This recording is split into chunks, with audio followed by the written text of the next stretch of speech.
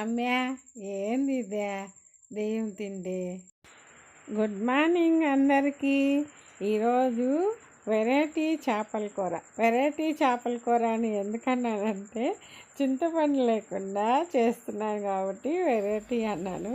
కొత్తగా ట్రై చేస్తున్నాను. తిని చూసి నేను కూడా చేపలు తీసుకొని టమాటా ఆనియన్ వేసేసాను. తర్వాత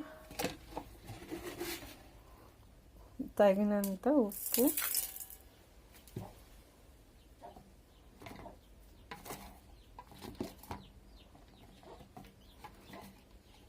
తర్వాత తగినంత కారం,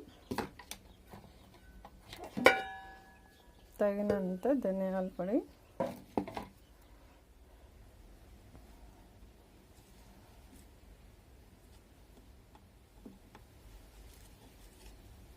పసుపు కూడా వేసేసాను, దీంతో 1/2 స్పూను.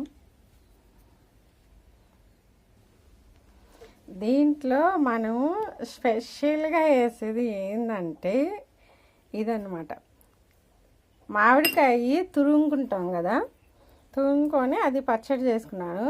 ఇది ఇట్లాగే అన్నంలోకి, దోశలోకి, చపాతీకి, ఇడ్లీకి అన్నిటికీ తినచ్చు.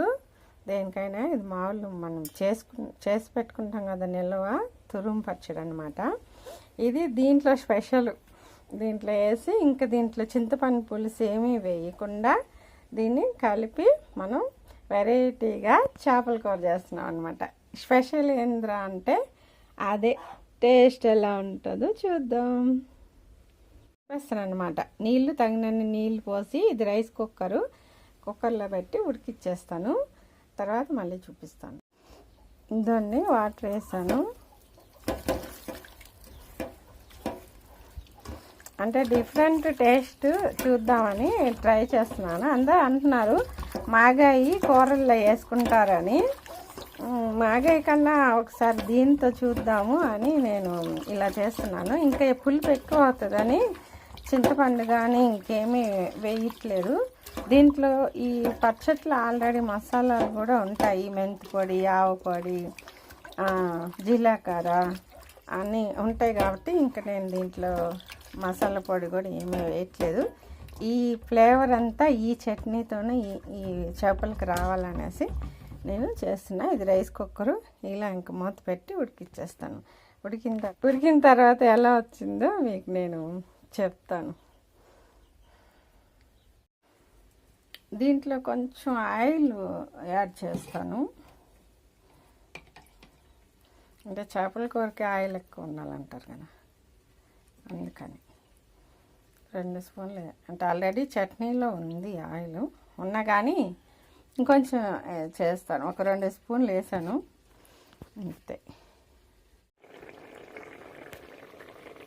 నా చేపల కూర రెడీ అయిపోయింది. కుక్కర్లో చేశాను కదా.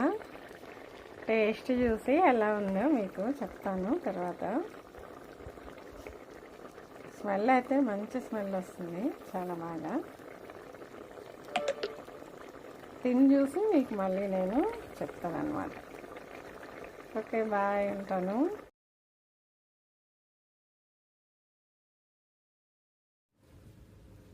చూసారా? హాయ్, చూడండి నేను వండుకున్న చేపల కూర, అన్నం.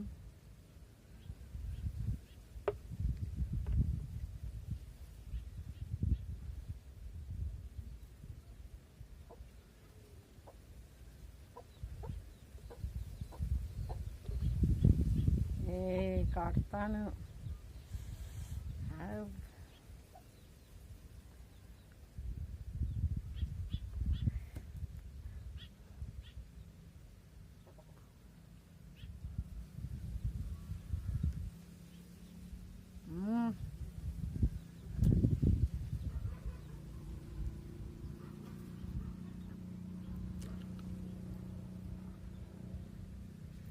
బాగా